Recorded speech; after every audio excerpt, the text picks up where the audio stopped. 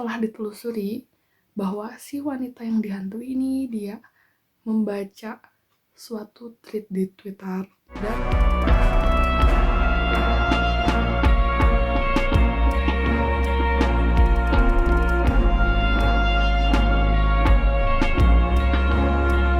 hai semua, balik lagi sama aku Putri di channel aku yang gaje ini. Dan udah lama akhirnya aku bisa membuka kembali segmen pertama channel aku, yaitu adalah Cermis, cerita mistis yang gak tahu keberapa, kelima atau keempat.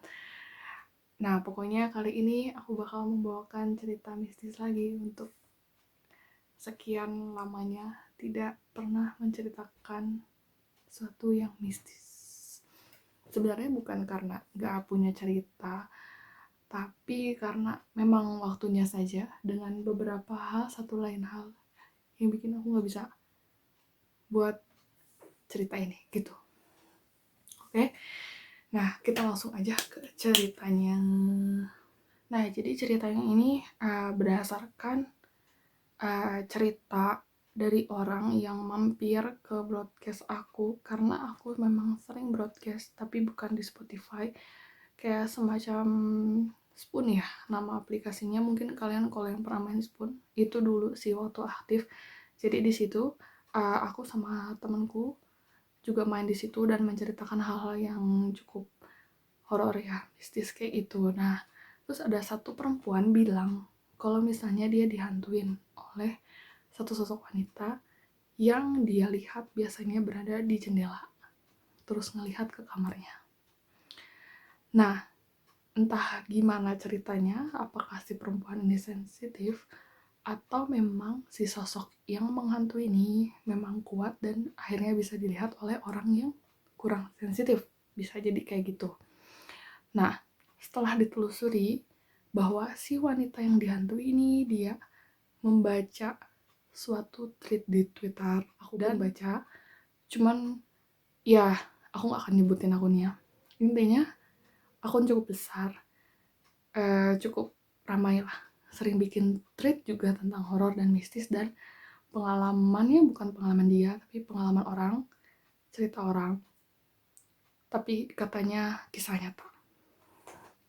Nah, di cerita itu si laki-laki, aku lupa ini laki-laki, pokoknya si orang ini dia pergi pulang kampung, tapi di perjalanan dia capek dan bersama teman-temannya itu nginep di suatu hotel. Di situ dia katanya habis mandi, terus anduknya ditaruh lah di jendela katanya. Terus ada yang merasa keganggu dan akhirnya dihantui gitu. Dan dihantui, diganggu di sini itu sangat berurutan. Ada suara cekika, terus di toiletnya bunyi, segala macam, air tiba-tiba ngalir dan sebagainya. Setelah itu, kenapa? Yang jadi pertanyaan adalah kenapa si sosok ini menghantui si wanita yang membaca tweet itu. Terus kutanya, apakah kamu percaya dengan tweet itu yang mengatakan bahwa si sosok perempuan ini mengganggu seperti itu ke para cowok lah ya, kita anggap para cowok yang mau pulang kampung tadi. Dia bilang, aku percaya saat baca tweetnya karena begitu detail. Terus kutanya lagi, apakah kamu percaya kalau misalnya satu sosok bisa mengganggu segitu banyak? Istilahnya sosok itu butuh energi ya untuk menggerakkan benda. Dia bisa terdengar sama orang biasa. Menggerakkan benda aja itu butuh energi yang cukup banyak. Begitu. Bukan aku meremehkan dia, tapi apakah kamu bisa percaya itu gitu? Coba kamu baca ulang lagi. Nah, dia bilang, kok ada yang aneh gitu. Iya, tapi si sosok ini kenapa datengin kamu? Karena kamu percaya dengan tweet itu gitu.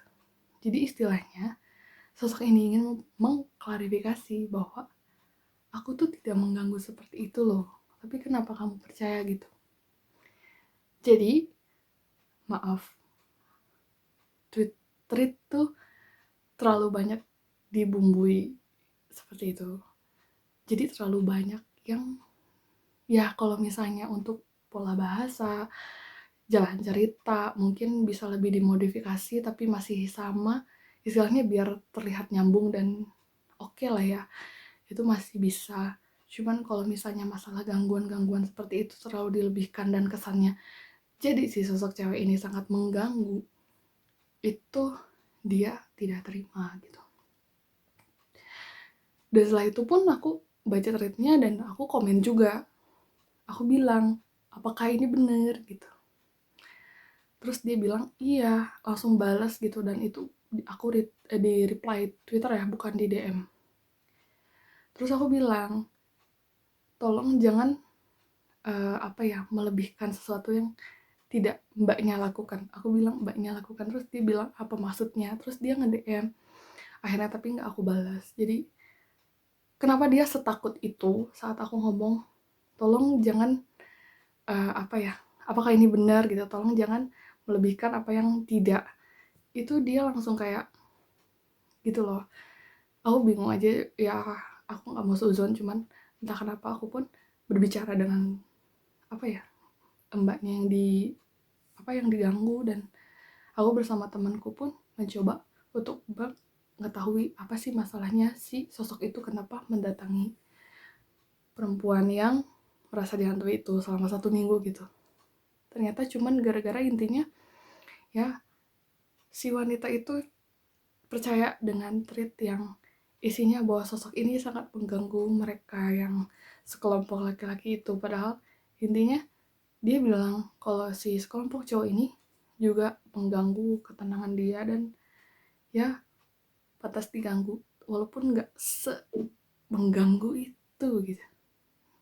Jadi intinya ya kadang aku sorry to say gitu, banyak orang yang memang ya aku nggak menunjuk siapa, aku nggak nyerang siapa, cuman tolonglah kalau misalnya cerita jangan terlalu ya cuma untuk viewers aja gitu.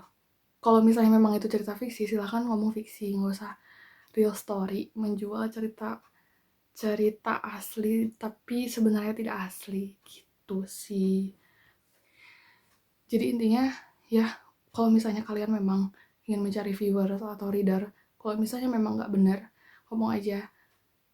Maksudnya jangan bawa-bawa cerita asli gitu sih.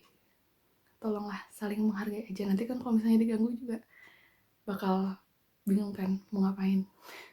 Gitu sih dari aku ya.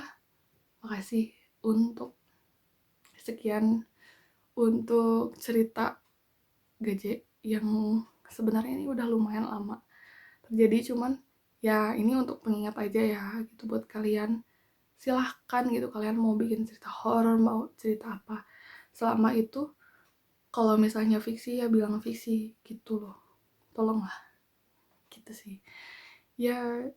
Udah sih segitu aja, mungkin ada pesannya lah sedikit ya, walaupun sedikit. Mohon maaf ngomongan aku berbelit-belit karena memang ini langsung ngomong aja gitu, nggak ada skripnya dan gak tau mau ngomong apa sebenarnya ya.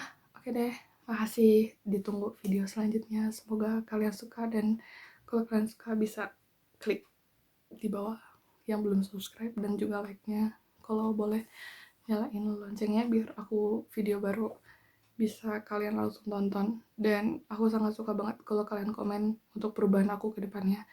Mohon maaf dengan setting latar yang ya aku belum selesai beres-beres karena ya pindahan yang selalu aku mention setiap videonya. Mohon maaf kalau misalnya ada salah kata, dan sampai jumpa di video berikutnya. Sayonara. Kerudungnya benar-benar